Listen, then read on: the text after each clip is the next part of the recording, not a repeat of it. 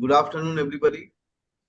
Let me welcome all of you to this Project Advisory Committee meeting of our project on good and better jobs in India, the phase 2 of the project.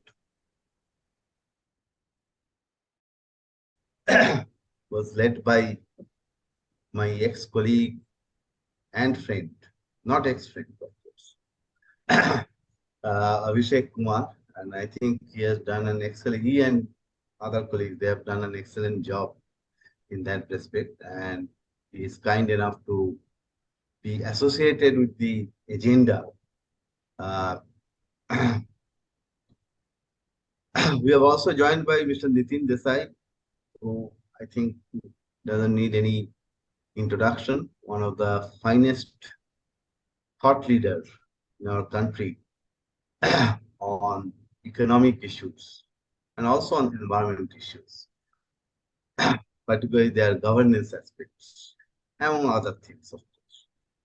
Then Mr. Vijay Upadhyay is a trade union leader, long time associate of Bharatiya Mazdoor Sangh, now heading the Dattopant Thingari Foundation, which is a think tank set up by the Bharatiya Mazdoor Sangh.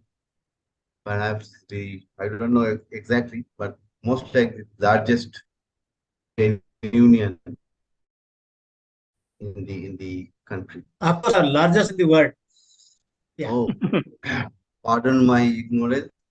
uh, we have also been joined by a number of colleagues, Sanchita Chatterjee, Yatika Agarwal, Palashka Jha, and Keval Sharma. While Keval is one of our IT guys, others are taking lead and implementing this particular work. So in this meeting today, there are three agenda items.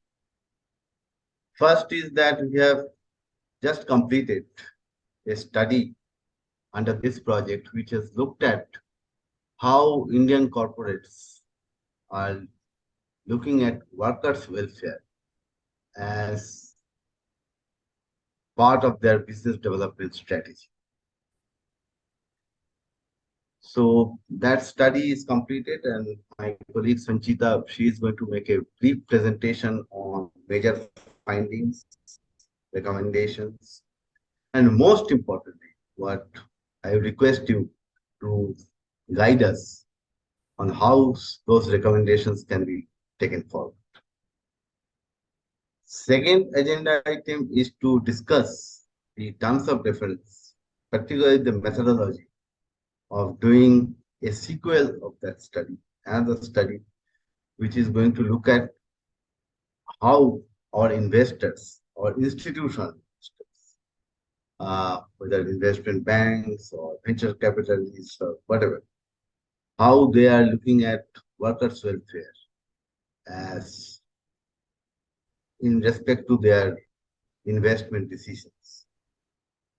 In that context, how effective the existing ESG tools which are emerging, how effective they are. So my colleague Palashka, he is going to make a brief presentation on that study, which we are going to do. The third agenda item is, of course, any other issue that or issues that you may like to raise in this meeting to take forward the overall objective of the project, which is to understand, research, and take forward to advocacy the conditions which are necessary to be in place, which effectively means institutions which have to be in place for good and better jobs in India. So with that, let me first request Sanchita to make a brief presentation on the first study. Sanchita, over to you, and you have 10 minutes. Thank you. Let me just open it. I'm going to turn off the video if it's okay, because there's a thunderstorm going on, and I'm not sure how good the connectivity will be. So I will turn off the video and and I'll share the screen.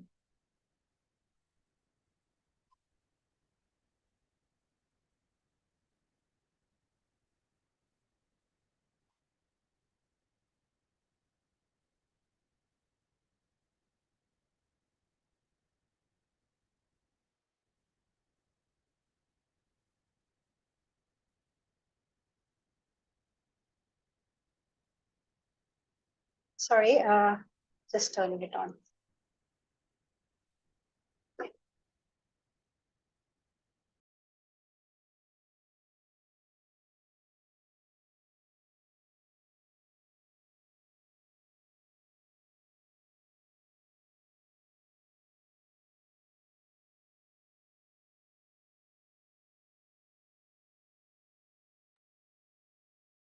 I think Mr. Desai's connection is lost again.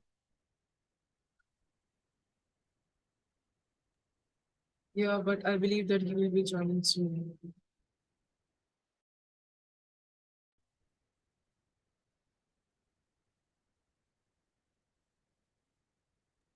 Should I wait for him to join back? Actually, he I'll come joined back. since- I'm sorry. Oh, okay, okay, all right. I was Okay. I was in a closed room where probably the signal was causing problems. So I just shifted outside. Okay, okay, all right. I have turned off the video because I'm worried the connectivity is not that great, but I'm sharing the screen. I hope all of you can see it. So, you know, the study is actually a synthesis report, synthesizing findings, survey findings of 4 sectors. And we have given it a title, Workers' Welfare and Corporate Strategy, a case study of India. Of course, the background is that while GDP growth in India has been high, unemployment has also been high. And even these numbers don't tell us the whole story. There are a lot of other stories behind this. So the methodology adopted was literature review and primary survey. Through this primary survey, we got 43 respondents from 4 sectors and different geographies. More or less, the sectors of 4 sectors, hospitality, gig economy, construction, textile, were equally represented among the respondents. And the aim was to capture a comprehensive picture as well as conventional as well as emerging employment scenarios.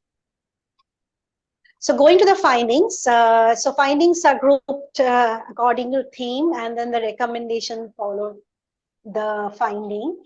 So the first one is about status of contractual workers. So we found that mostly this category of workers undergo less formalized hiring methods. They have high attrition rates, and they have different HR practices than that of on-roll employees. And they also have skills gap.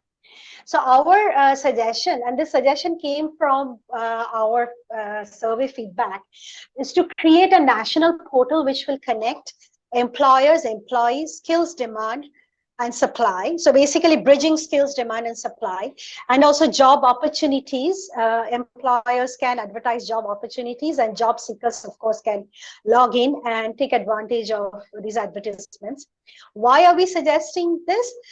We think this will help to centralize recruitment and help both employers and employees, because right now it's very fragmented, and contractual workers are actually suffering because of the fragmentation.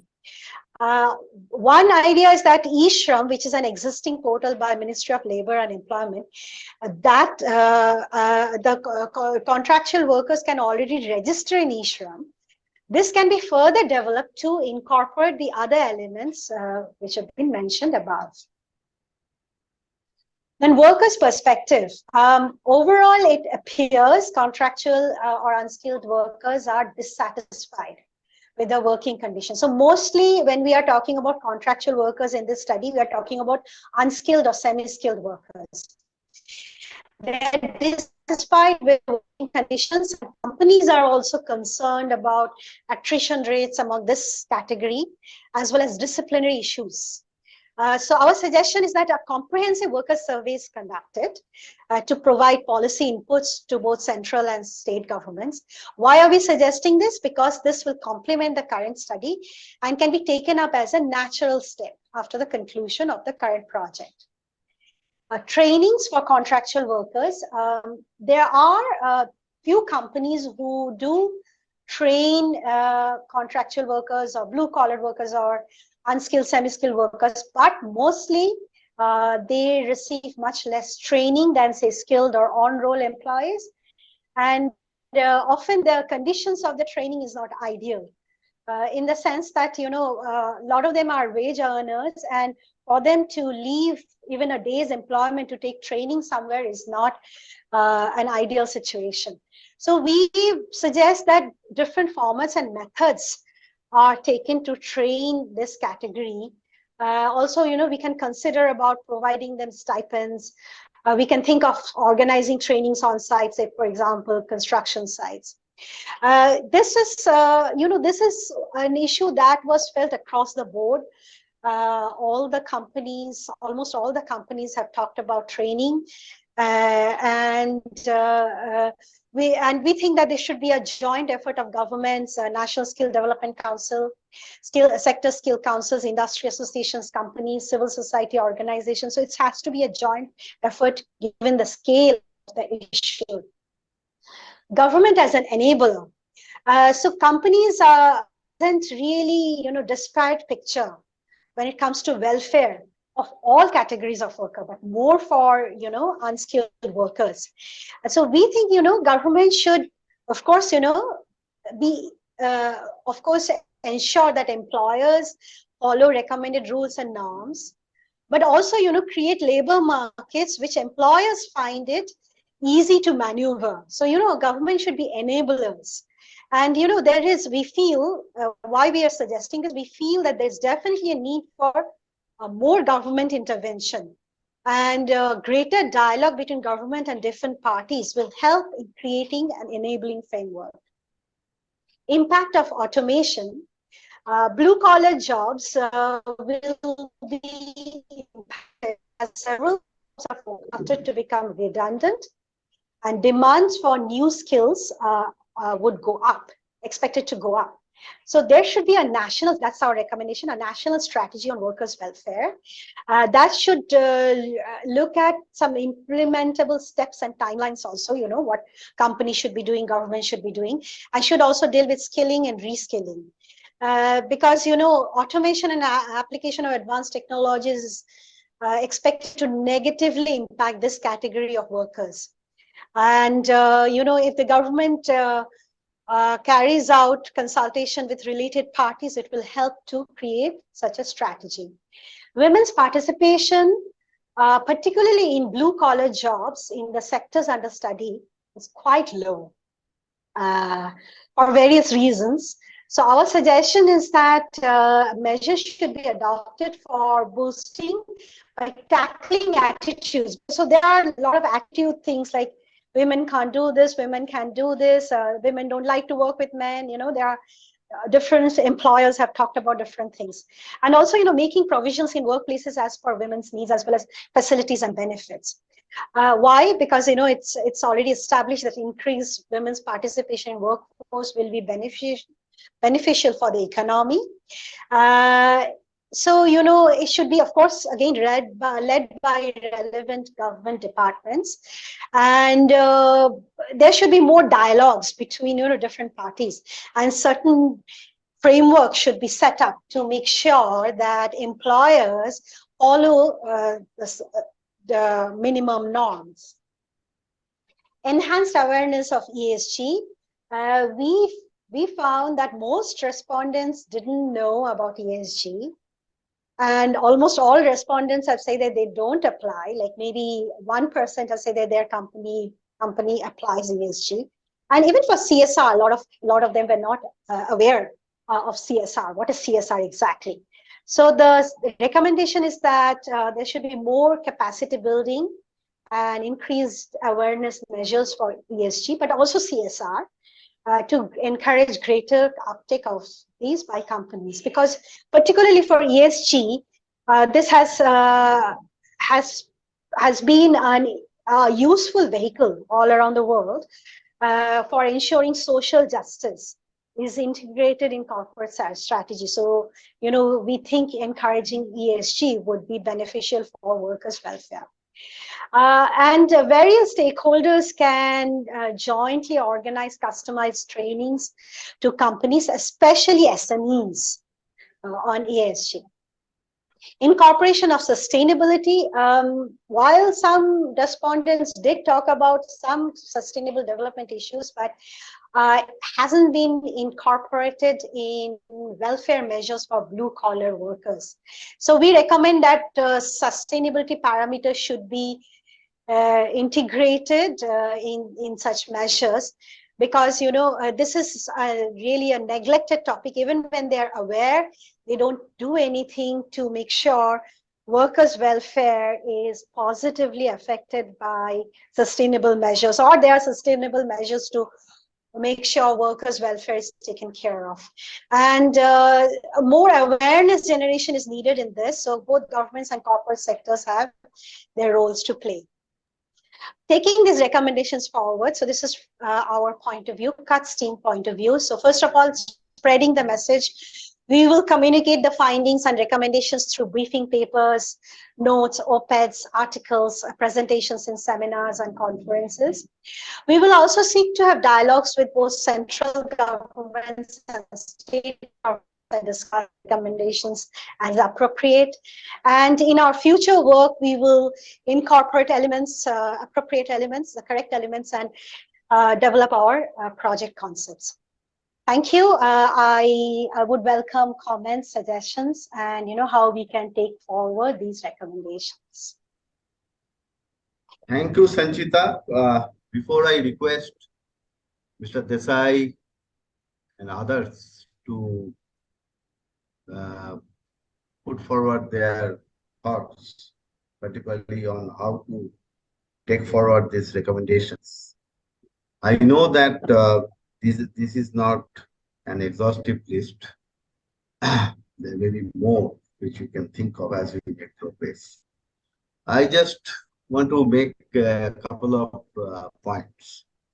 One is, would it be possible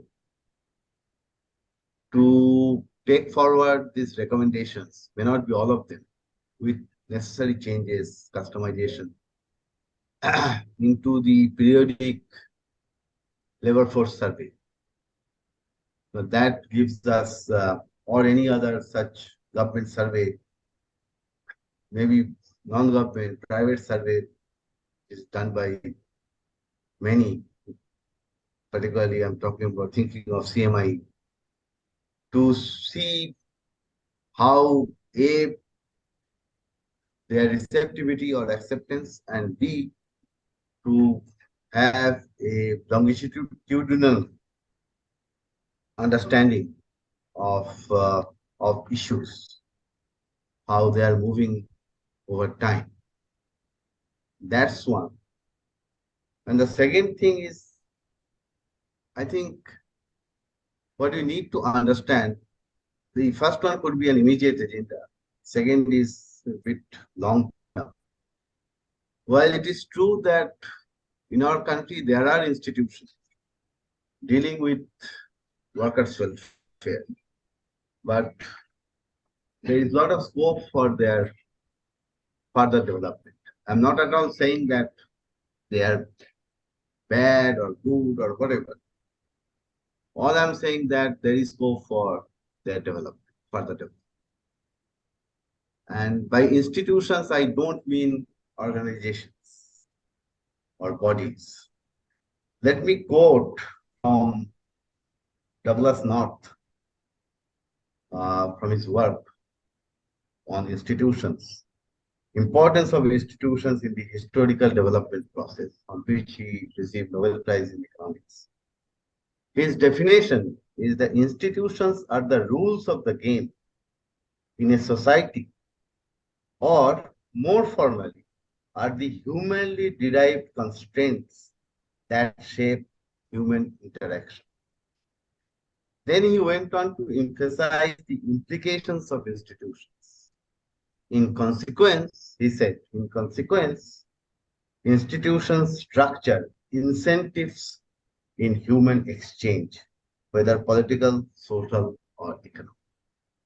So I'm emphasizing on the word incentives and the phrase incentives in human exchange. So what kind of incentives that we can think of for all parties, Samaj, Sarkar and Bajar, to take steps to develop institutions which are rules or policies, practices, regulations to further develop for workers' welfare in our country and become an intrinsic part of our corporate development strategy. With that, let me first request Mr. Desai for his thoughts. Over to you, sir. Well, thank you. Well, first I must congratulate the team on putting this thing together. I have one question. You have about your survey covered about 4 sectors. Am I right? That is tourism sector, the gig economy, textiles, and what was the 4th one? Hospitality, gig economy, textiles, and construction. And construction. Now, in many ways, it would be useful to see the difference between these 3 in terms of the issues that you have raised about contractual servants. I would not expect it to be the same in all 4. So it would be useful if that difference is explored.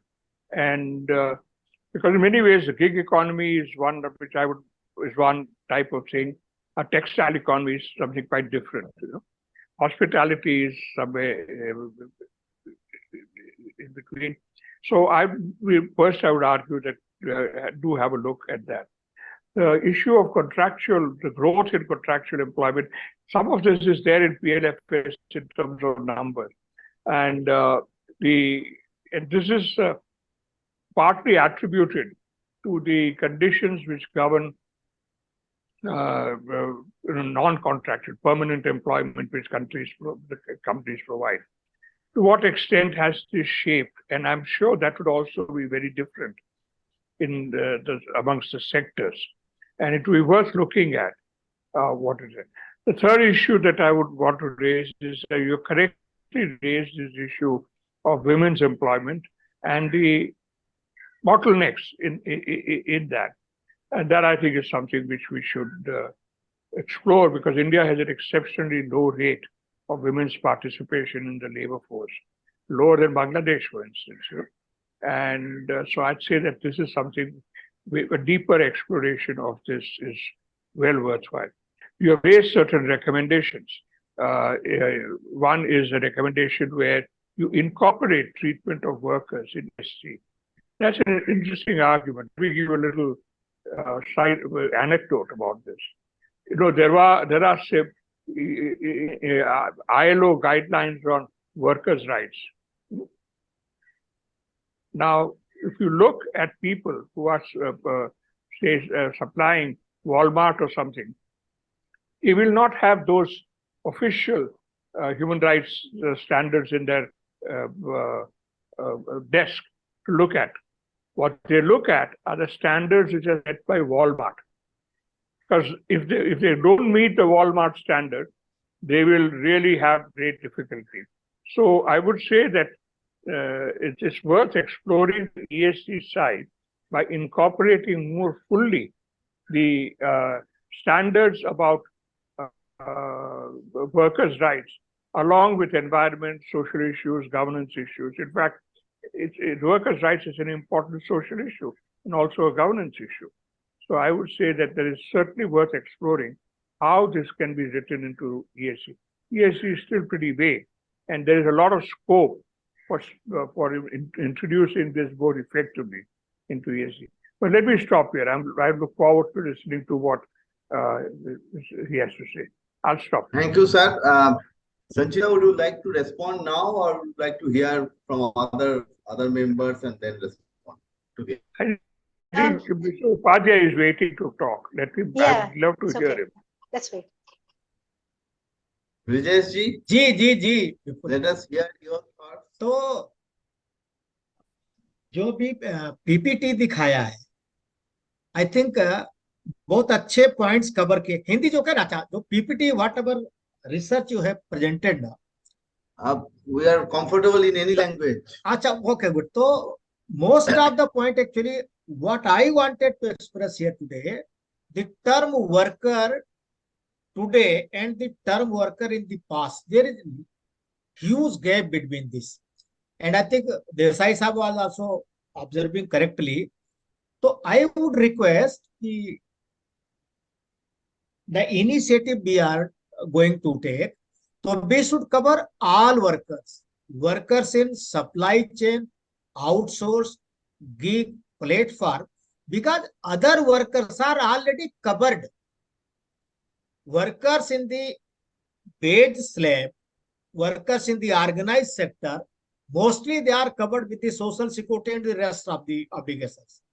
The only workers concern is left out, those who are on contract, gig platform workers, job outsource. So this is the only area of workers which is left out, needs to be addressed.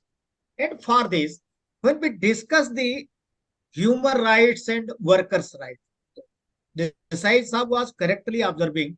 I think ILO has come out with all such details. Last week I was in such a same type of committee in UNICEF. There also we were discussing the same thing. So I told them that workers' rights are already classified. ILO has classified. Our labor ministry, our labor courts, it is classified. So we don't need to work out or list certain more. So first we need to address especially the rights classified by the ILO. And when we talk human rights, so human and worker, they are not two separate entities. At workplace, again I will go to back, workers confined in a boundary wall of a factory, coming under a wage set, if they are the worker, so that worker definition should we need to change. And if we go beyond this, so human and workers, human rights, workers' rights defined by the ILO should be area part of our consideration in this. The third important point in your paper you have mentioned, there should be ethics.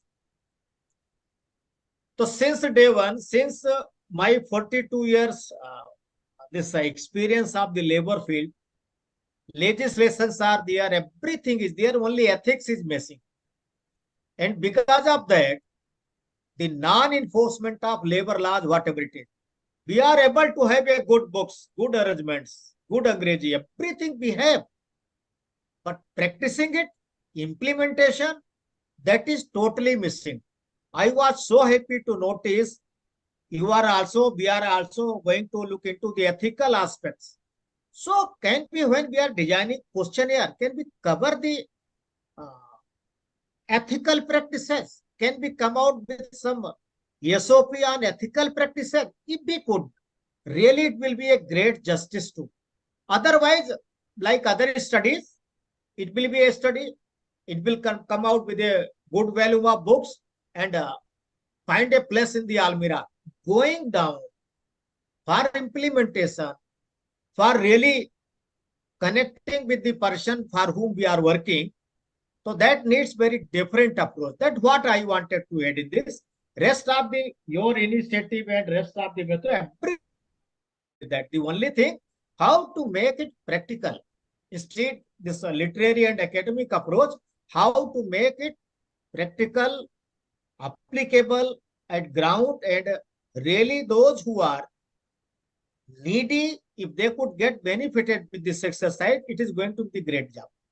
I think this only my observation I wanted to try.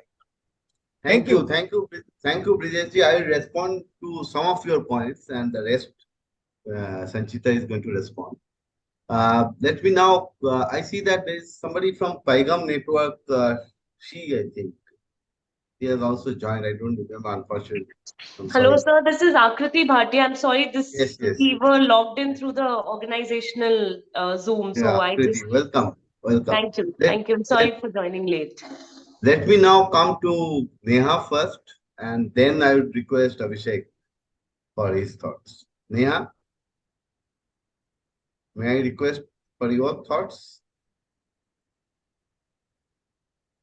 Neha, are you there? She is there. I don't know. Yes. Hello, I heard my name being spoken. Yes. Can we have your thoughts, Neha? I can't hear you. Sorry. Oh, Can't hear you. Just hold on, please. From these kinds of crises. So I do want to Sorry. There's some. an agenda for resilience. I would request to carry on while I fix this at my end. On what that means. okay. In that case, I would request Abhishek to come first. Why, Abhishek, you have to unmute yourself. Yes, Neha. Okay, great. Thank you, Bipul. Thank you, Vijayashree, Mr. Desai. I have specific comments on all the 5 recommendations, or maybe 6 or 7 recommendations. So I'll just go them, um, reflect on them point by point. But before I start, I would like to basically pick on one important aspect of workers' welfare, which is what we had, and that's a question about wage. And I think that becomes an anchor because when I remember when I was involved in the first phase of this project, the entire project was informed by the definition uh, put out by Mr. Desai in his paper, work and welfare. And I would like to reiterate that definition. And I think that is the North Star when we're talking about workers' welfare. And the definition is that Mr. Desai notes that wages are the return that the laborer gets for the physical and mental capacities and the acquired skills that he or she offers for the production of goods and services of value to consumers. So I see 2 components here. The first is definitely the income component, and secondly, the acquired capabilities component. I think it is less spoken about the fact that what are the opportunities workers have on a factory floor and an ecosystem for acquiring skills and moving up. And I think that's a very central point of workers' welfare. We cannot have workers come in an assembly line production, move out without acquiring incremental skills. And I think that also feeds into a larger macroeconomic perspective when we're talking about solving and deploying different methodologies for tackling demand crisis. So that's my initial point. My subsequent points are that I am also, first of all, congratulations on very interesting research. It's a very tight research which comes up with very specific recommendations. The second is what is also apparent is that we're not talking about the issues of employment and raising employment. We are specifically focusing on worker welfare. But I heard a lot about what governments can do, very little about what private sector should do and must do. And I think this is an interesting issue because when we speak about issues like skill, etc., there is a lot of role for the private sector to discharge. So on that note, I'll just come specifically on some points that I had noted down with respect to the recommendation. The first is the creation of a national portal. So 2 things over here. There are, I think, even before we get to a national portal, I would have a view that we must have a very decentralized exercise with state governments of understanding through data what is it that we need to do. I'll give you an example from Rajasthan alone. This is a pure, simple convergence question. On one hand, we are talking about a Department of Labor operating under a secretary differently, and then there is a separate department which talks about enterprise, employment, and skill development. So the cognate areas are not working together. That's one issue. If you look at the data and what intelligence that we can gather from data, and I'm basing my arguments primarily on the fact that there's a lot of role for government that you have highlighted, then there is a need to sort of make data collation and analysis. Analysis is a part that is mostly missing, and this is where departments on cognate areas and departments of statistics, etc., must come together. The third issue, so I'll just leave it at that. The third issue is more broad issue. I mean, for example, on eShram, when the data collection happened,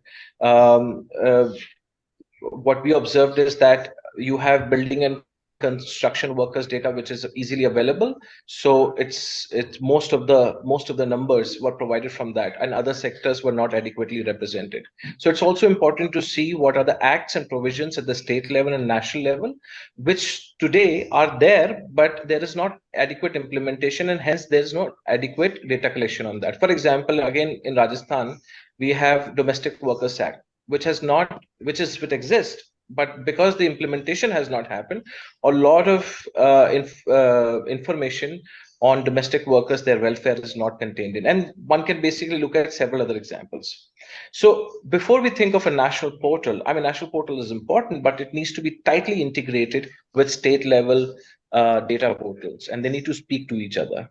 The second point is the strengthening trainings and skill formation. I will only reflect here mostly on the institutional aspect. Now, there are three institutional aspects that I want to reflect on. First is the reform of the sector skill councils themselves. And I'm moving from a premise that we're accepting that the skill missions or the skill development exercise would continue to happen in the same way that it does. So if that is the premise that we are moving starting from, then what are the reforms that we can carry forward? So first is that sector skill councils, they need to have better idea of market linkages. And again, I'll give you another example. I was just recently speaking to the sector skill council on solar, and I sent them 10 questions and what is the criteria on which you have done the demand assessment? And frankly, I have not received the reply. It's been 8 months chasing, because there is not any. Most of the demand assessment is actually happening by a lot of training partners, 400, 500 across sectors. So there is a need to reform that part. The second is the board constitution. And this is easier to do. You would see in the board constitutions of the skill development corporations, they're mostly government officers. There's hardly any private sector person that you would see. On the contrary, on NSDC, you do have a lot of private sector also represented. Third quick point, and I'll move very quickly on this, streamlining government's role in promoting workers' welfare. I've already reflected on it. The other thing is, on the gig side, there is, particularly on boosting women's participation, there is a lot of opportunity on putting another layer on top of existing institutional frameworks. And I'll give you a couple of examples. We were just recently interacting with an organization called Frontier Markets. And what they've done is they've used the SHG framework, put another layers of local demand and local supply, and those local approaches actually have far greater impact on workers' welfare, because it's a local ecosystem through which they are working. And what they're doing with that is they're adding gig economy layers, for example, e-commerce and other avenues where they're linking people to market using SHG network. And I think that's a very interesting example of building on an existing institutional layer. The last point, and I think that will also be a good segue. I mean, I have several points, but I'm just trying to stick to very clear, straightforward points, is where Neha could potentially come in, is one more point. Drafting national strategy on workers' welfare, automation, advanced technologies. I think what we learned also in the first phase and also in this project, on automation, what are the strategies and how to look at it and how should be done? Rather than looking at the sector in homogeneity, I think we need to understand it in heterogeneity, open up the value chains, and then understand that which value chain requires greater automation and which value chain would potentially be where more workers could be present. And again, come back to the example of textile. If weaving and spinning are being automated for greater efficiency, sure, and the labor cost there is about to 8 or 10%, but in garments it's about 30%, and the demand is dynamic. So my common sense tells me that it is far more intelligent to focus on the garmenting part, where labor costs are high, skill ladder is apparent, acquired capability formation is there, but little sense makes in trying to control automation on the yarn production and so on and so forth. So I'll leave it at that. And the last one is on the climate. And I think climate issues and climate imperatives are changing the way a lot of businesses work, MSMEs, as well as large businesses. You've already spoken about ESG, which may be a humongous cost to small enterprises. So I'll leave it at that. And I think Neha could potentially reflect better on the intersection of climate and worker welfare. Thank you. Thank you, Abhishek. So I request Neha to particularly tell us her thoughts on the last point that Abhishek has mentioned. Yeah. Over to Thank you, you. Neha. Yeah, thank you. Am I audible? Yes. Yeah, thank you. Good afternoon, Mr. Desai and all other colleagues, Palashka. I'm sorry, I had a very iffy day, so I wasn't sure until the very last moment that I'll be able to join this discussion. So what I heard, I entered a little bit late into the discussion, and I also looked at the paper. Just to give a little background, so when it comes to ESG and BRSR, I was involved in drafting these guidelines from the word get-go. So there is some understanding of some successes and the pitfalls of the standard, and then the role of standards themselves, right? When it comes to worker welfare. And second is something that I would like to broaden where Abhishek left off. If, going back to the first principle that we have entered into an era which is transitioning fast, right? It is transitioning so fast that almost everybody's catching up with the change that is happening, which has one very important element, that now there is no transition, which is the green has become a prefix. I mean, we cannot imagine the transition to be any other version than green and resilient and inclusive. I think that has become the central point of how we should be looking at this transition. Then when it comes to workers or welfare of workers, before getting into that, I would simply say that this transition will not be possible without the skills that enable this transition. One, okay. So first of all, you don't have the skill set to understand what is happening in terms of various features of transition, whether that's climate, that's sustainability, that things are happening extremely fast. Even institutions do not have that skill set. And if I can just say that today, people with some sort of ESG experience are getting churned in and out of organizations, and they're also getting hired. So everybody wants somebody who can say something about ESG. Okay, so that skill set, of course, is still in short supply. The second important aspect is the impact of transition, right? So people who can enable this transition a little bit better within businesses, and the businesses which will change so drastically, what will be the impact on the people that they employ, right? So it is that sort of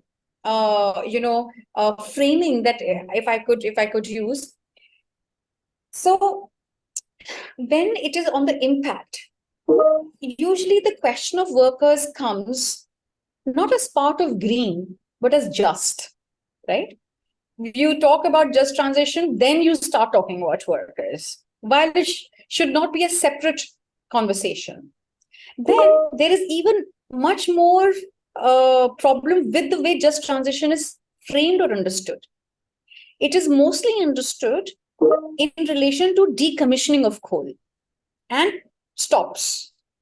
That, these will be the regions, these will be the companies, we already employ so many, and there will be, some kind of a path which will probably accelerate in a couple of years to come, which will mean that for the lack of investment in coal, you will have to do something about these coal plants, coal mines, coal industry. And so that's where the worker issue comes in when we formulate. I would say that it is a very narrow perspective, and what we are entering now is a disruption in almost every sector simultaneously. Dislocation, not enough skill substitution or upgradation, and no relocation, right? So we're already, so it is a wicked problem to solve and to be solved urgently. And I have to also say that if you put the layer of COVID-19 and the dip in labor force participation and the dip in, especially women who have gone out of the labor force, it is extremely difficult for women to get back into the labor force. I mean, that we know by evidence and by data. So I would say that the recommendation, if we can sort of broad base it a little bit in terms of just the skill that will enable this transition better and the impact that will need to be controlled and managed. Because if you're not able to look at workers getting better off, then I think everything will be inherently fragile. And then just last comment on how we can measure this or what can we talk about. I think BRSR is a very good starting point, extremely good starting point. It is at least gives you some kind of quantitative measures and indicators and divides it into core and leadership, where even SMEs can look into that aspect. And that's why also it gets, because it is mandatory, it gets corporates accountable. So there is a sense of accountability. I will stop here just to say, give you an example of, even when we talk about MSME, the transition, say steel, that's the hot topic, right? I mean, green is one thing, but say steel and agriculture, let's just take two. We need more of both. And we do not know how we will do this when it comes to either decarbonization or resilience of our economy at the local level. Thank you, Neha. So let's first hear from Akriti. Then I will give the floor back to Sanchita. Akriti, would you like to come in now? Hello, everyone.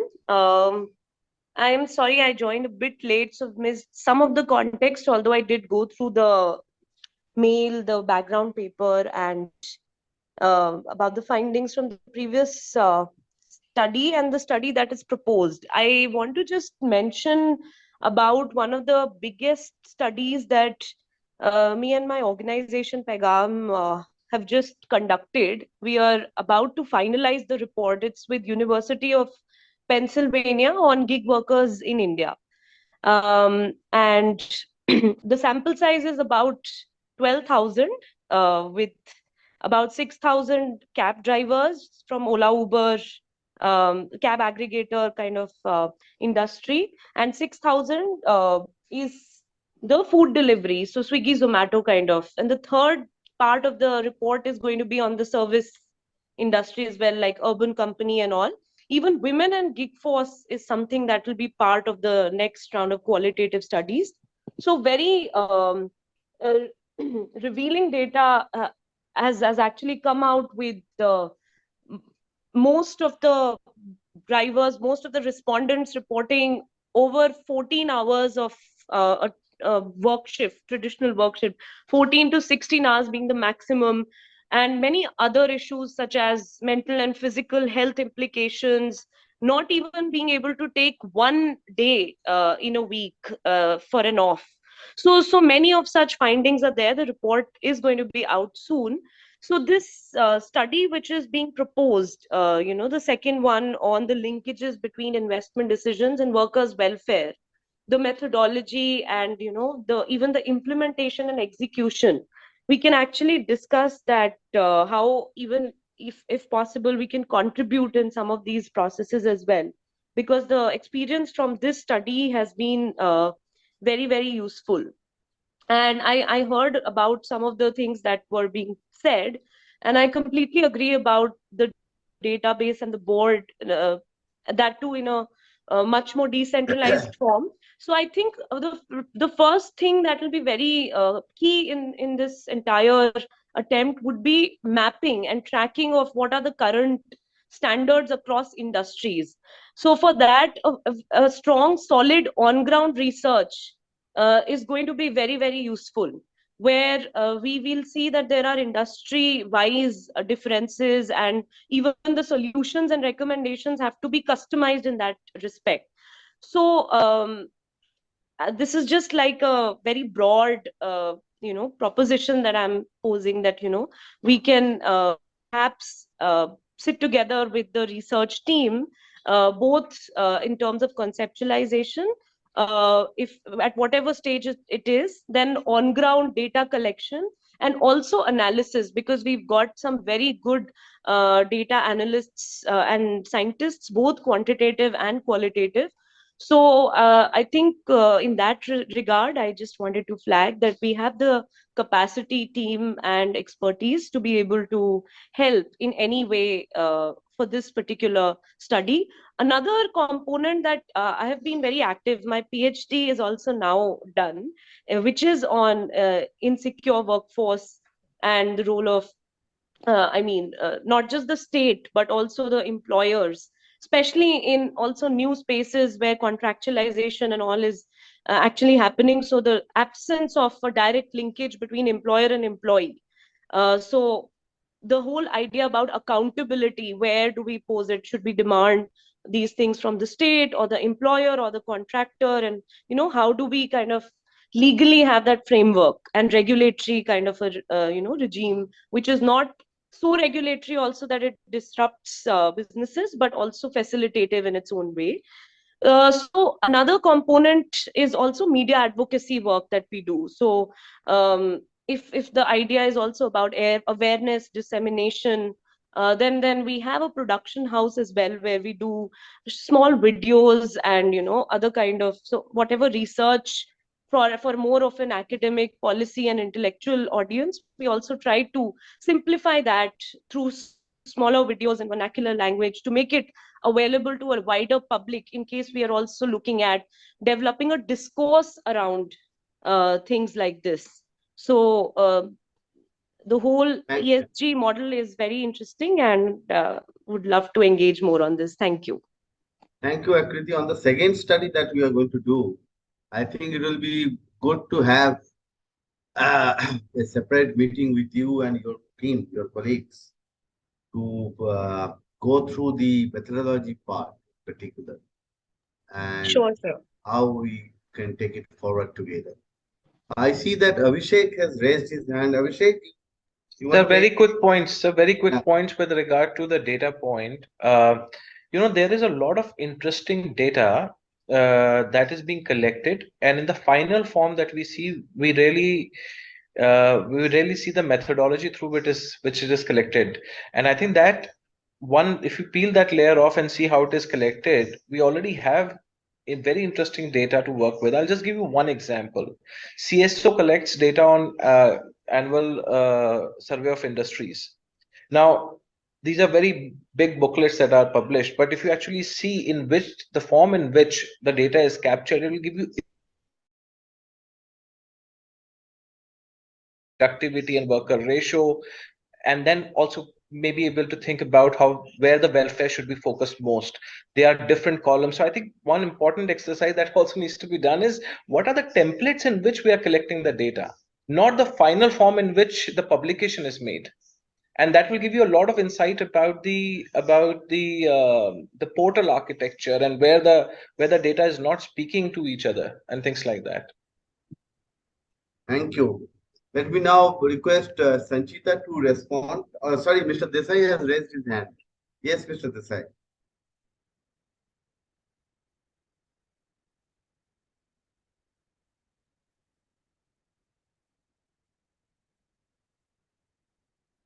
Mr. Desai, yeah.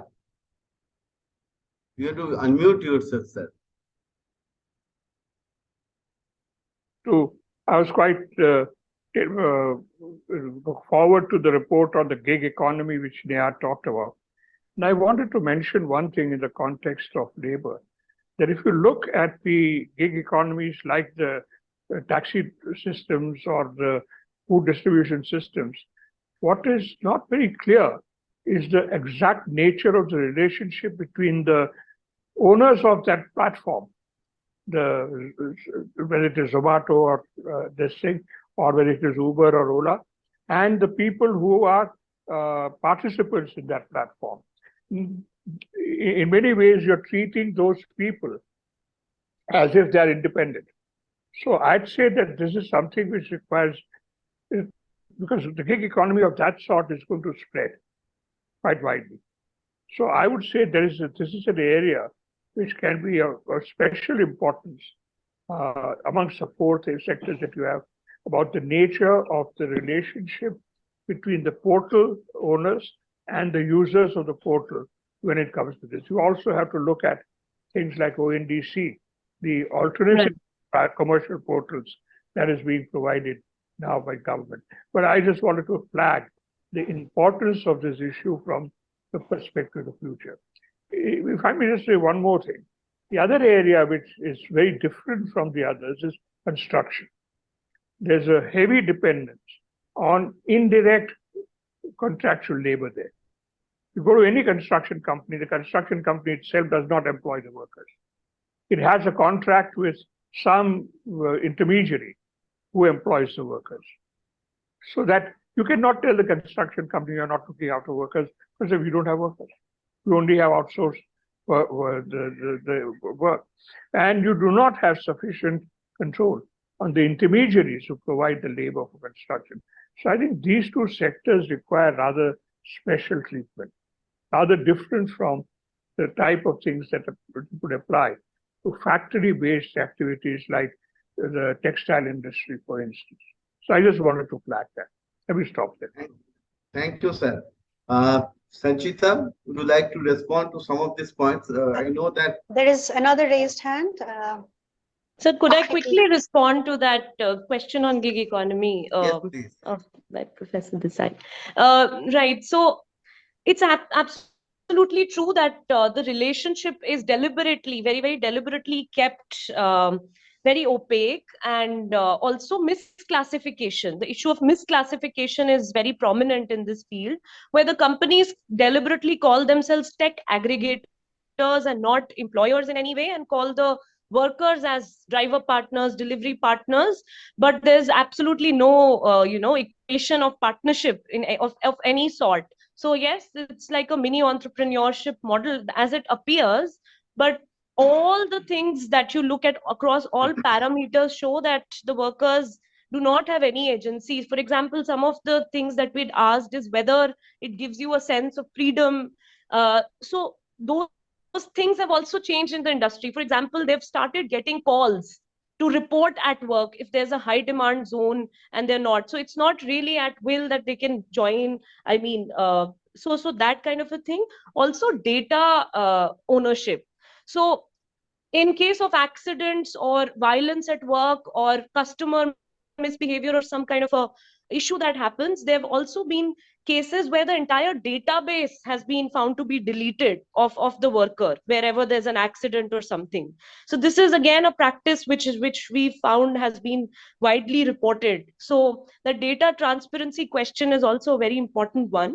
Also the recruitment processes through which these workers come on board and start working with a Zomato or a Swiggy, they have these intermediaries and informal agencies for hiring and recruitment that have come in, so that again, that on paper also there's no accountability that how was it. So there are many such practices in which these there's misclassification. But so all the you know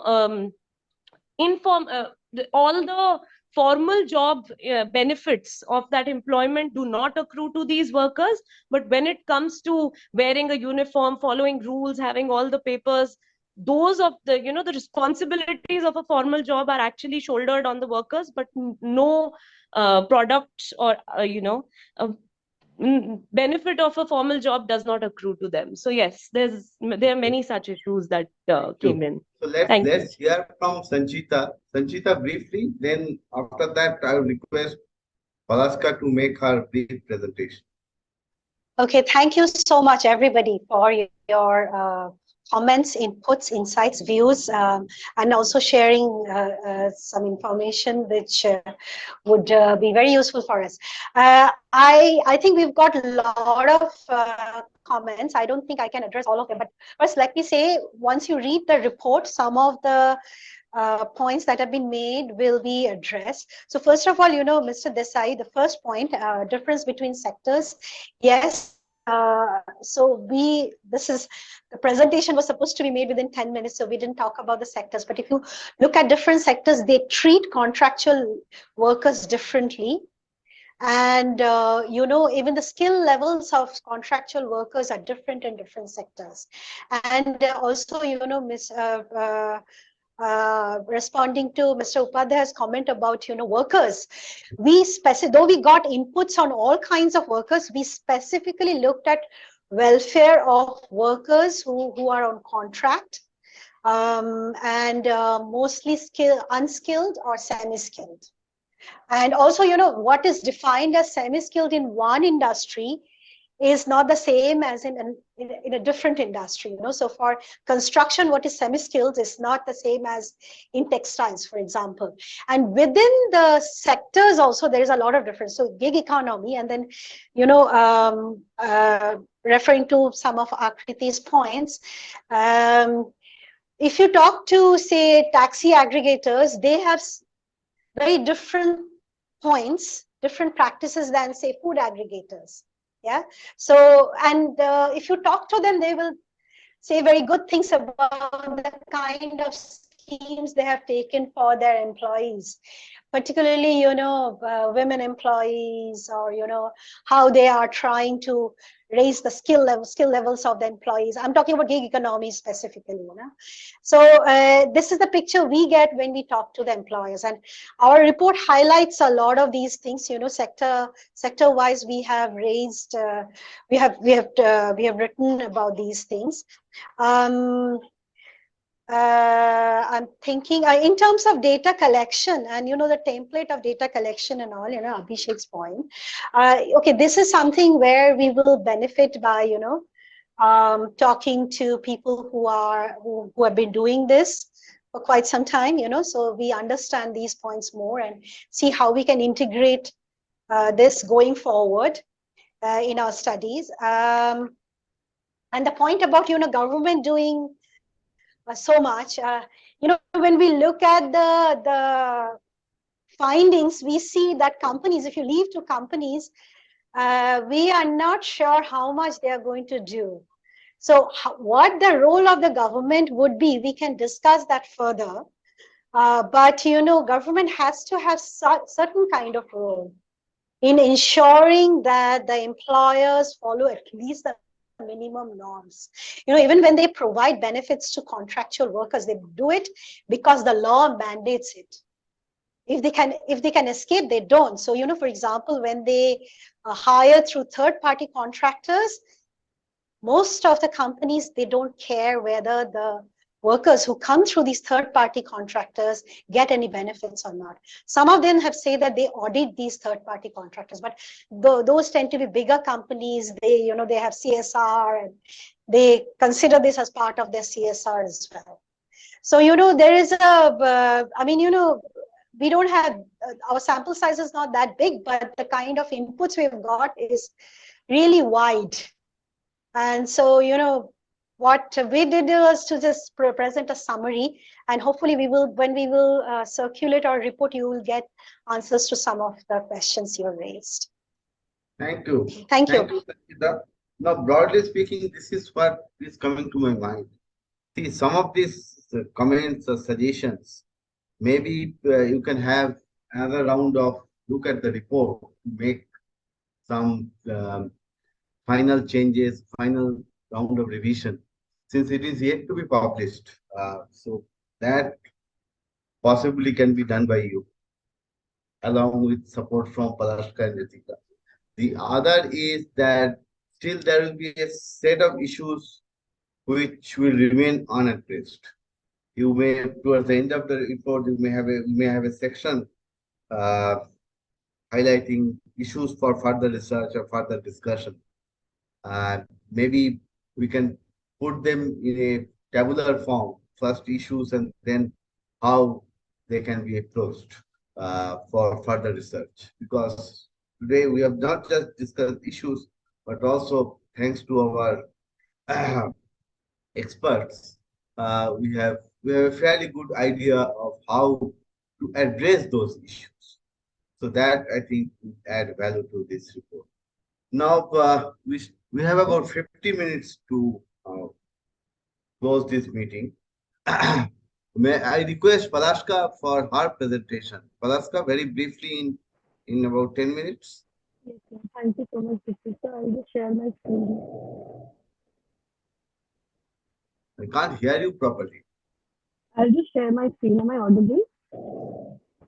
Little bit better, but I think it would be good if you can speak a bit more loudly. Yeah. My screen visible? Yes. Yes. So I'll start with the background. So there has been a significant shift in investment landscape in India as investors are increasingly considering ESG factors in making their investment decisions. And workers' welfare encompasses a range of factors such as labor practices, diversity and inclusion, and they reflect a corporate's ability to foster positive social change, contribute to societal well-being, and align with broader sustainable development goals. Also, there have been numerous studies that have demonstrated that corporate Ask a little bit more. You have to raise your volume. am I Can't not hear you properly. So 1 second, I'll just change my mic.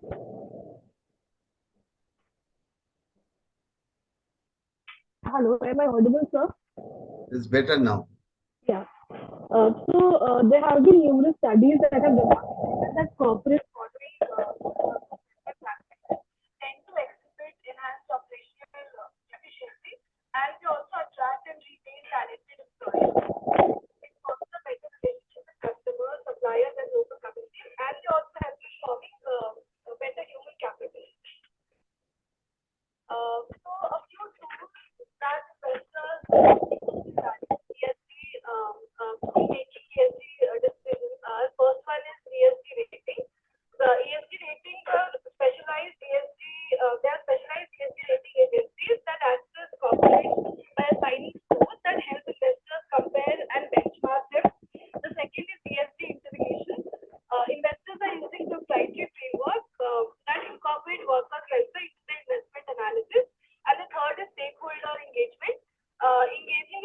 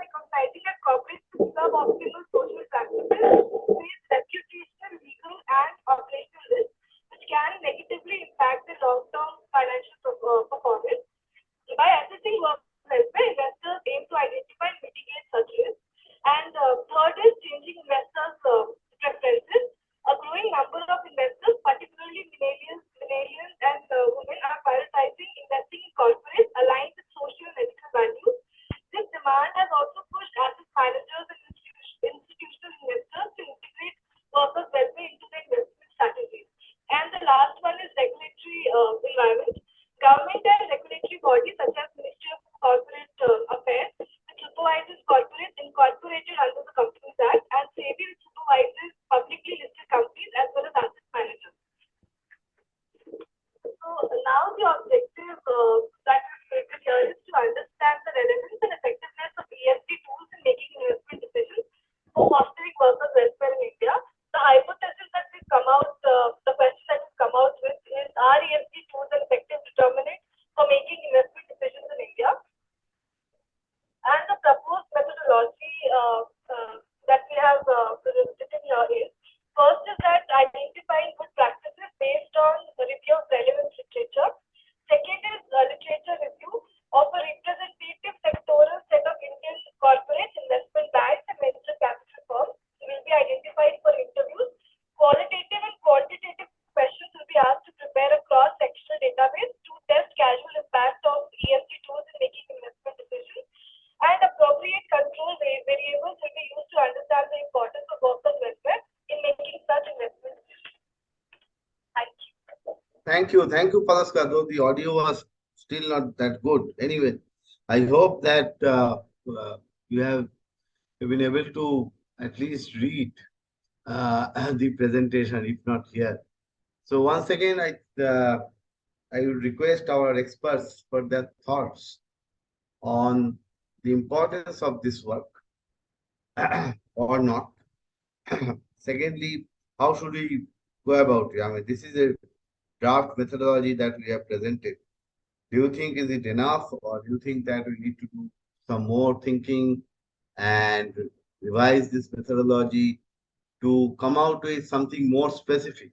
And this more specific is to see while making investment decisions whether our institutional investors, investment bank and others, whether they are taking into account workers' welfare as an important factor behind making investment decisions. If they are, then what is the impact at the corporate level? If they are not, then why are not they taking workers' welfare as an important factor in their decision making? Once again, I would first request Mr. Desai for his thoughts. There's two things I would like to say is that if you're going to ask any management, whether it's an investment bank or a company, about how they take workers' welfare into account, you're not going to get honest answers. So what I would suggest is that don't just ask them, do you take it into account? Please also ask them, how do you take it into account? Particularly the investment bank, that they have criteria, they have the parameters which are supposed to use for the E, the S, and the A, and the G. So I'd say that you should please add questions about, if they say yes, you do take it into account, then ask them further how.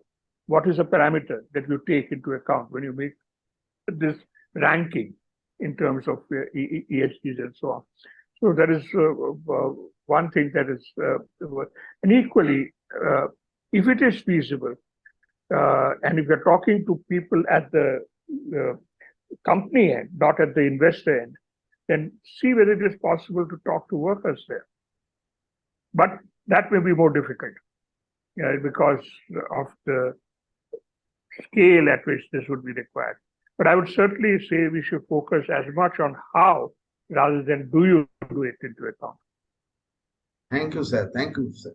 Vijayji, on this second point of Mr. Desai, that it may not be possible for a worker to tell us that when investments are coming to his factory or the company where he is working, or he or she, but it may be possible for trade union leaders to tell us that how this particular issue, and not just whether, but how this particular issue is being taken at the company's level or at the bank's level. Do you see that there is scope for advocacy with investment bankers to make it more effective for furthering the cause of workers' welfare in our country?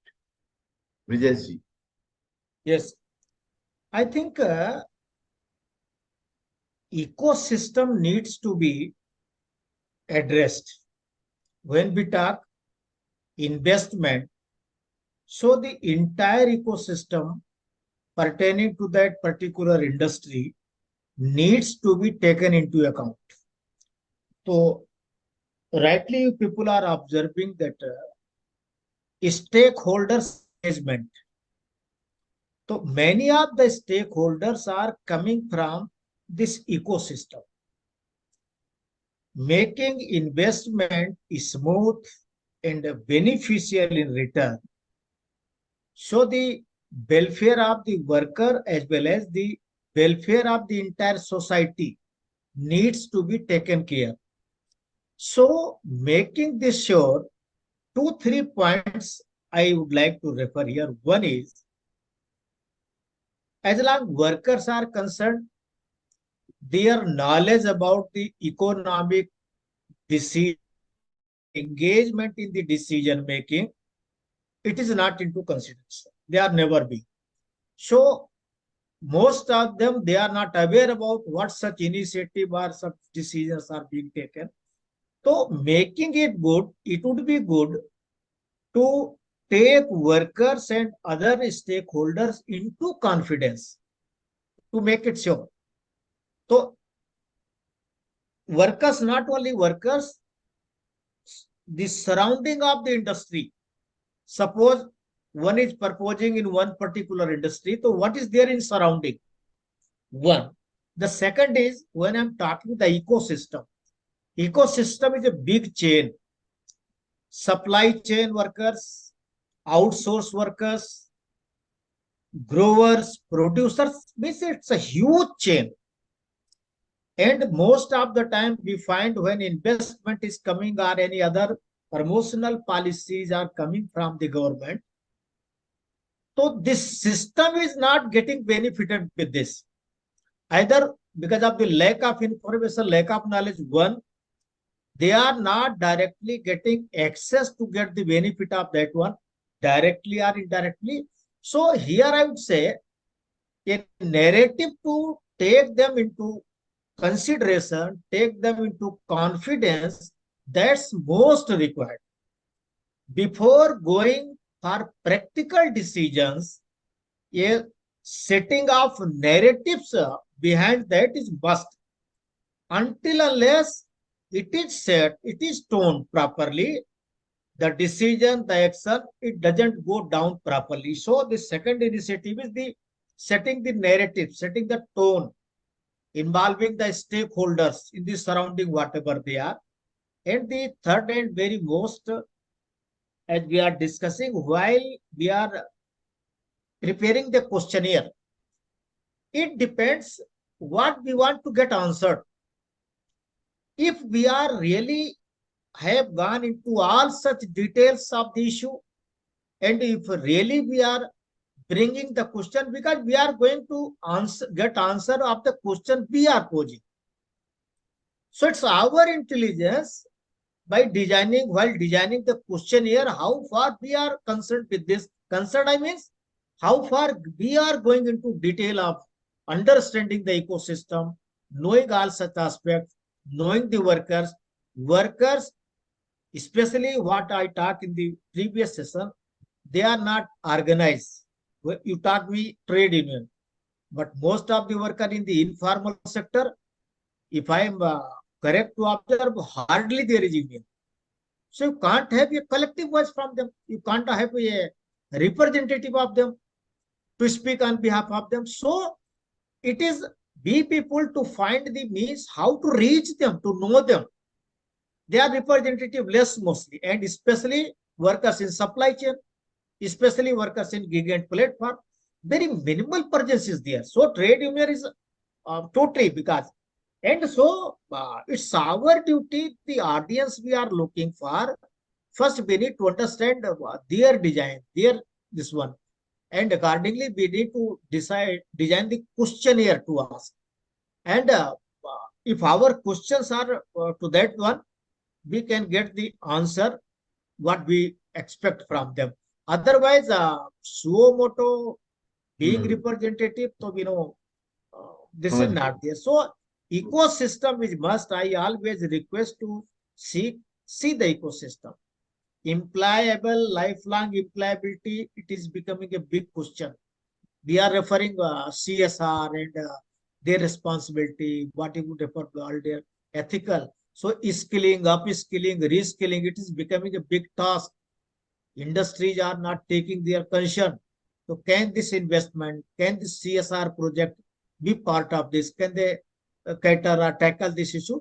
So all such means workers' welfare, we have to list out in a totality what welfare actually mean.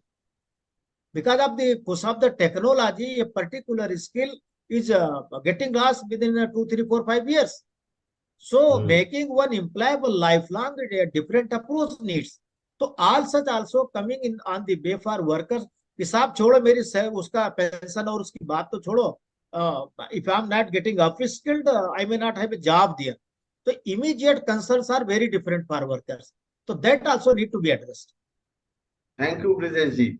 So what I propose to do is that we are going to draft a questionnaire, say a set of questions. Then we are going to consult each one of you and a few more for finalizing the question. I think we need to spend more time in drafting the questions, the right questions, and in identifying the right people Correct. to Right. interview, to approach to interview. And for that, in this particular case, I think we need to consult Mr. Particular. I think among us, he is in the best position to guide us about investment bankers and venture capitalists whom we should approach. I mean, those companies we should approach. So let me now request Abhishek, Neha, and Akriti for your thoughts on this matter. Thank you, sir. One quick point here. Since the proposal was mostly with regards to ESG, and also linking it to the question of how, I think there's a need to harmonize ESG standards and rating and reporting systems. And that will also hold firms to higher standards of accountability. So part of the question of how could potentially be answered in harmonizing the reporting and ratings of ESGs. That's all. Thank you, Abhishek. Yeah, this is an important point. Uh, though I would say harmonization with a little bit of flexibility.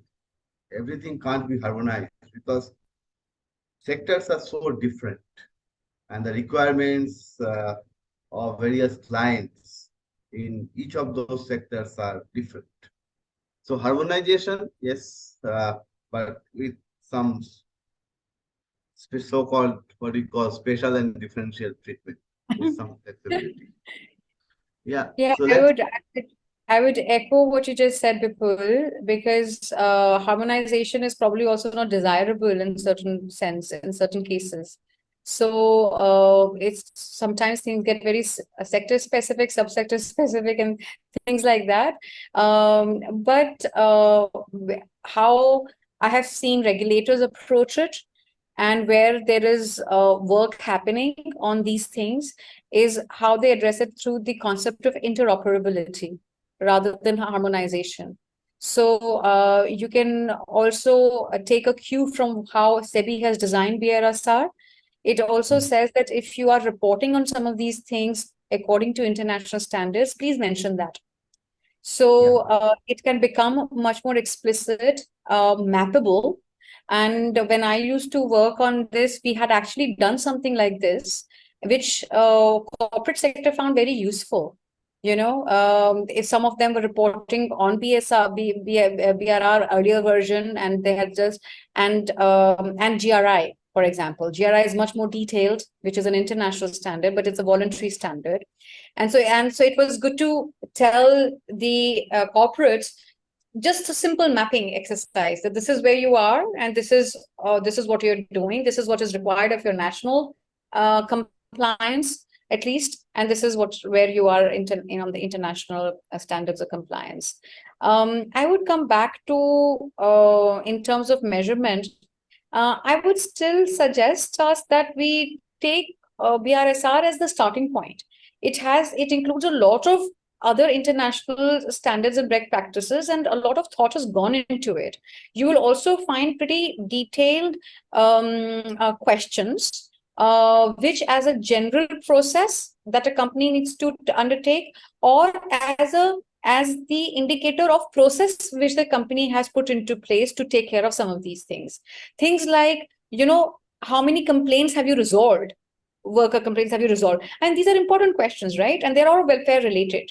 So in terms of your wages, so what is your leadership? So there is a lot of, I think there are more than 140 data points only on some of these questions, And why I'm saying that we can begin with that is because it is a domestically mandated thing, even though for listed companies, SEBI is also trying to do something for SMEs, which is what they're calling the light version. And there are many organizations which are tracking the performance of corporates based on these indicators. Now, what I also have to say is that the quality of data which companies fill is neither, it's still erratic. So a lot of cleaning of this data needs to happen. And even that effort is going on. And some institutions are looking at reading the reports, looking at what has come into it, hygiene, doing the hygiene check for data, and then present it in certain consumable manner for what the trends are. So a lot of effort is happening, Bipul, in this space. So it will, my suggestion would be to pick that, what already exists, and then see whether that actually makes a difference. How your question was, what can we ask investors why they are not doing it? I think it's not that there is some conscious investors, if I could put the term. I don't like to value load everything. You simply have to do certain things to do it right? They are trying to look at these things. But for an investment proposition, how much of this becomes a data point within their calculus is still unclear, because finally they would look at a project on other parameters, unless they are very, very particular about this parameter that goes into their investment decision making. But definitely, if that push comes from investors, corporates also try to align themselves. So there is a lender, borrower, investor, borrower kind of a relationship that goes on, which I think is an important one to look into. Based on the standards that we have, I think that should be the starting point. But like World Benchmark Alliance has done a lot of work on workers. You will see a lot of, IFC standards are also there. There are certain other standards, like even for infrastructure, there are standards. So there is stuff that you can look into, which is already in existence. Thank you, Neha. So I think the sense which I'm getting after hearing you is that already there is substantial literature on this matter, particularly the starting point. Our starting point should be clearly defined. Only then we can make further moves, right? And so in this work, I think literature review is going to be very, very critical. And based on literature review, my point is that let us not come out with any questionnaire based on our wishful thinking or whatever way you would put it. Let us first do a good literature review and then draft a questionnaire, then consult all experts like you to finalize it, and then go to the field rather than hurrying it up. So that's how. And I would imagine, you have to define what does going to the field mean, right? Yes. And the reason why I'm also saying this, we may not have to do a large sample survey in this case. Yeah. Even a small sample survey, small but effective sampling of such investors, and then going and meeting them, talking to them with time, not just giving them a questionnaire and asking them to fill it up. That won't work. So And this these, is yeah. more intensive work. Yeah. So in these, so I what thinking aloud, Vipul, and this is my last point. When you do the literature survey, literature review, very quickly things will start appearing in front of your eyes. It's very quick because there is a lot which has already happened. If you can also even look at published reports of some of these big fours, which have actually looked at the quality of disclosure that the Indian corporates, it's listed companies, but they're what they're doing. Okay. So there is enough and more to go through. The second is where you will find, and I can already say where you will find loopholes. You will find loopholes on supply chain disclosures, right? So already you know that there is a gap and this is what we would really want to address. Then the constituency of investors which are looking at these things also can be sort of segmented. You can go to impact investors first, and there are associations which look into it. They are more sort of oriented towards these things like SDGs, right?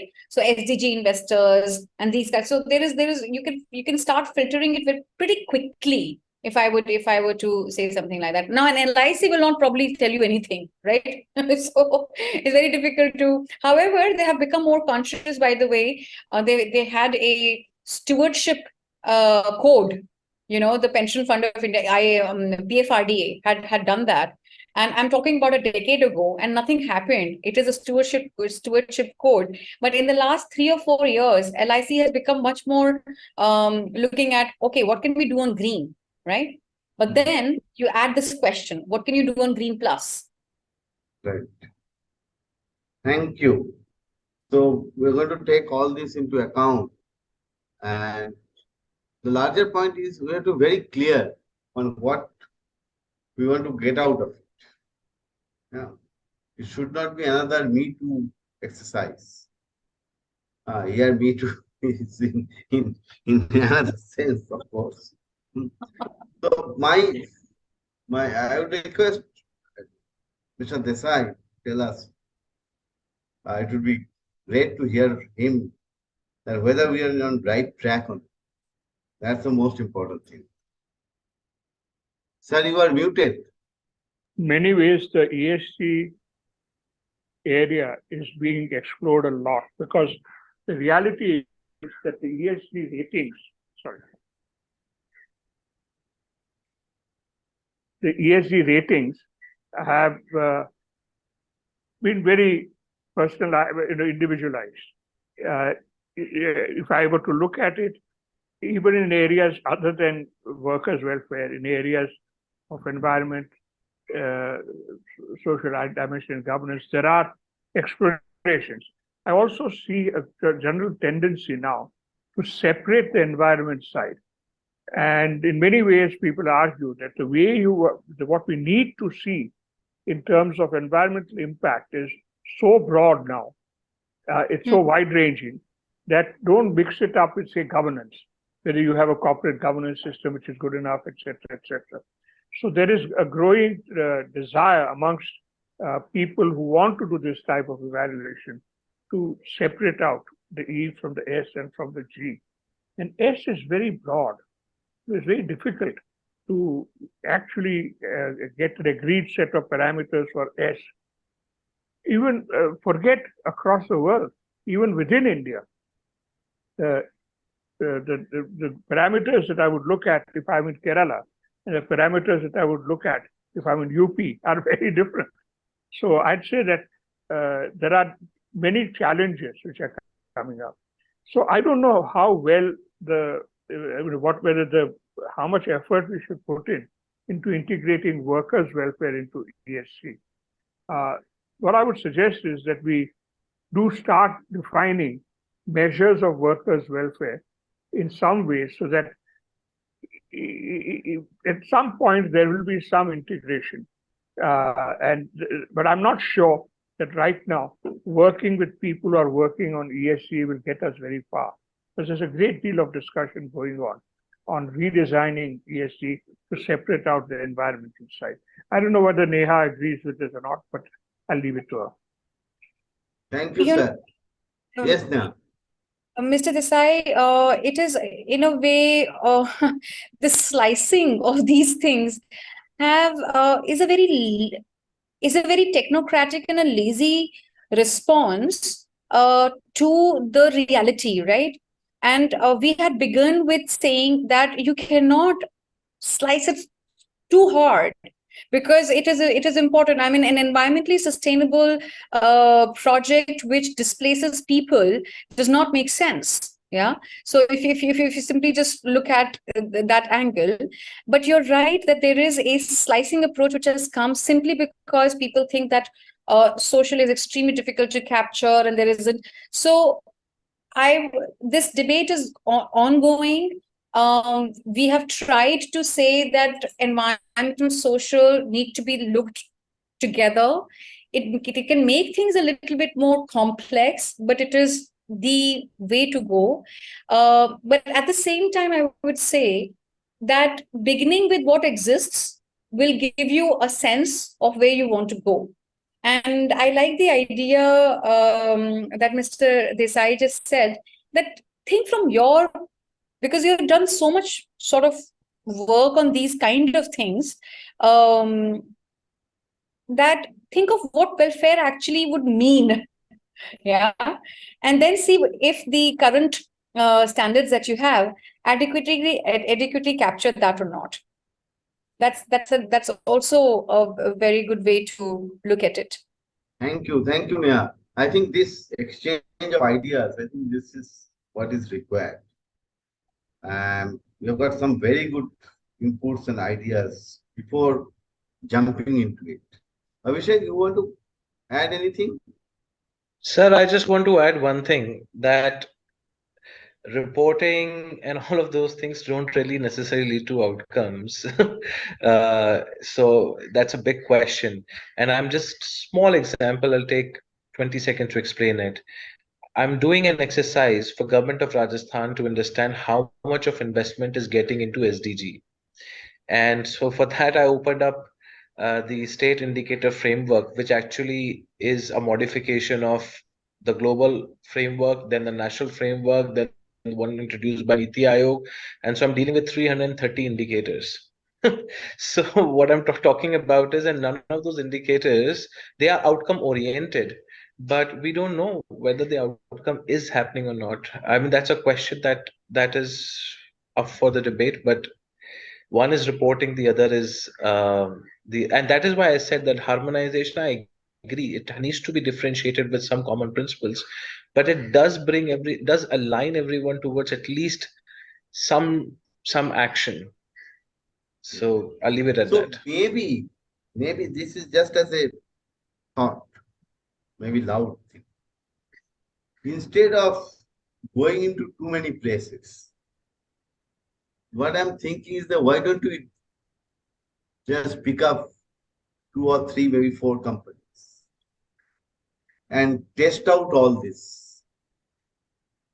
But I mean, this is just a question which is coming to my mind, that whether they'll be willing to reveal what we want to do. So we have to be very careful about the methods which we are going to apply to get as much information as possible. Let's say there are and different types of companies from different sectors at different levels. Let's say the ABG Group, Aditya Birla Group, let's say, just as an example. Let's say they are one particular line of their operations. It's a huge group. We can't go everywhere. And then see how they are dealing with that particular line of operation, that particular business is dealing with these issues. So one is good literature review to understand. I think that is what is perhaps is missing in our discourse, that we do not know what exactly it is. and also its challenges, what it can lead. Is it going to attract more investment? It is going to enhance workers' welfare? These are some questions. So one is that literature, where according to all of you, there is already enough literature in place. There is also contradiction in literature. We have to capture all of them. And second is to do really rigorous case studies of few companies, of few lines of few companies. I'm just loudly thinking. So, Access And to sir, the also and I think it's important to bring labor union voices to see the perceptions on the other side, because yeah, that will only have one side of the story. Yeah. I mean, access to those companies and to that data would be a challenge unless some of these companies are your friends. I mean, so you will have to say why you're doing this, what will be it used for, what is this case study, where will it go? Because actually, when I did this exercise, and I did this was at least we made a compendium of some of these things way back, and everything had to be sanitized, anonymized to be able to be brought out as even in a compendium. So even when they were putting a case study out, which was a good case study, not the study about challenges, but the study about successes. And a lot of it, Oxfam used to do it on a regular basis. They would look at the public disclosures through BRR, and there are others. And there was something they called Fair Finance or some things like that. And yes. they some stark revelations. Even some of the better companies that we know of today don't do things on the contract labor that much that I would expect them to. They don't. Yeah. Yes. The whole migrant labor movement is a reflection of exactly that, right? Our corporates are not taking responsibility. Supply chains. Yeah, I'll give you an example. Yeah, this is just an anecdotal example. Few months back, I was in Delhi. I went to Delhi for some other meeting. Somebody called me. So they covered my travel. So I flew from Jaipur to Delhi, and then they also sent a taxi from Taj Mansingh. It's a Tata Group company. And I was, as my nature is, I was talking to the driver. I got to know that driver is getting just 10,000 rupees a month. That's all. Nothing else. And Nothing. he'll be fired without any protection, without any compensation. He will be the one who will be walking back in another pandemic, right? Yeah. And a little bit of overtime, of course. That overtime part is there. Taj Mansingh, a Tata Group. Right? So I don't know how much we can unravel this. No. But let us see. Let us see. Mr. Desai, would you like to? No, I just wanted to mention, we have not discussed one thing, which is the degree of inequality of incomes within a company. But that information, in one sense, is available in the annual reports of the company. Yes. Every company has to report, for instance, the ratio of its top management to the median income of its employees, not the lowest, but the average, that is the median income. If you see these, you will see that these days, the chief executives have salaries. There's one which I saw the other day, where the chief executive salary was 670 times the median income of other employees. But you will get that information. Every company is required to report it, and every company's report is in public domain. So if you want to explore this area of how the returns of a company are distributed, which is not part of what you have been talking about so far, then this is one thing that you can look at. But let me just leave the question. See, in many ways, what we are trying to do is to find better expression for the welfare of workers. That is what we are trying to do. So let's focus on that. That's because that is, we have, the reality is that I think all of us are probably convinced that there is not enough consideration of any measure of workers' welfare, not just by corporations, but also by government. No? So in some ways, I appreciate what you're trying to do, because it is necessary to make this part of the public discourse. And I hope that if we come up with measurable parameters and answers, and the sectors that you've picked up are the sectors which are in need of closer examination. Because they are the ones where the informality of the employment generation is, with a possible exception of textile, with the other three, are the areas where the informality of employment generation and almost total absence of statutory controls is what is really the problem. So let me just leave it at that. I don't think we should try and overdo the. Yes, we have to also, we shouldn't overdo things. We have to also keep in mind, I wouldn't say constraints, but be very focused on what is our what we are trying to do. Yes.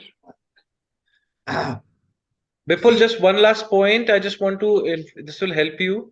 Last year at the Chief Minister's Advisory Council, we did a report on managing urban informality, and the whole thought process of workers' welfare is basically evolved out of 8-9 months of consultation. I'll be happy to share that report, but it's also available on the Department of Planning website.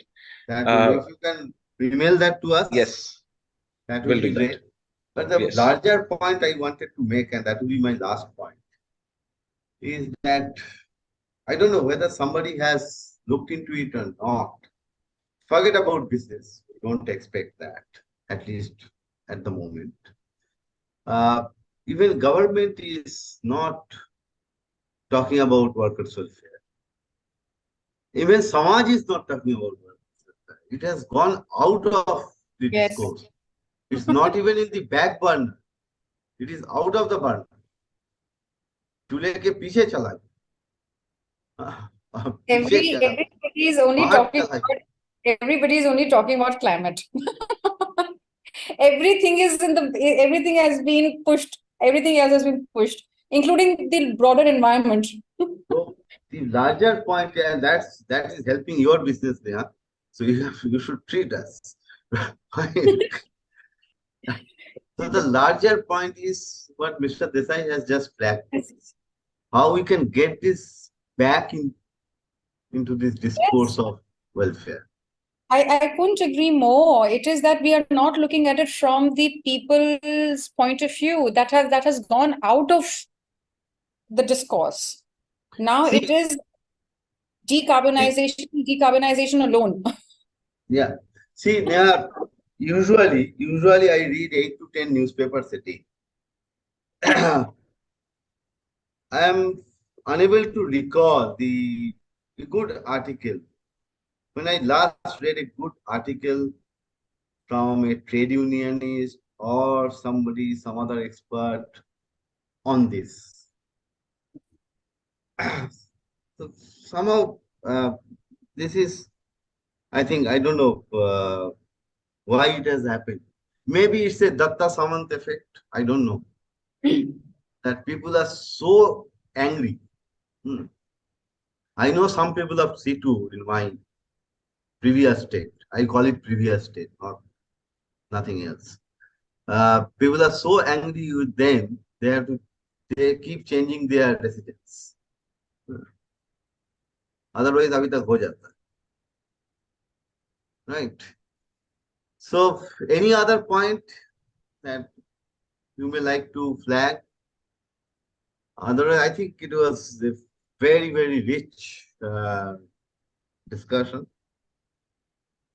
We are going to, I will request Palashka and Nitika to capture this. It's not just about writing a report of the PSC meeting and submitting it to Ford Foundation. Well, that is required, important. I'm not diluting its importance. But let us first capture this. So tomorrow and day after, over the weekend, you think about it, mull over it, without referring to any recording, anything. And then capture it and see, let us see how we can take forward this discourse. First, we have to get the issue into the discourse, of larger discourse of Viksit Bharat, and then how to take it. Thank you, sir. Thank you, Mr. Desai. Abhishek, Thank you. Neha. Thank you.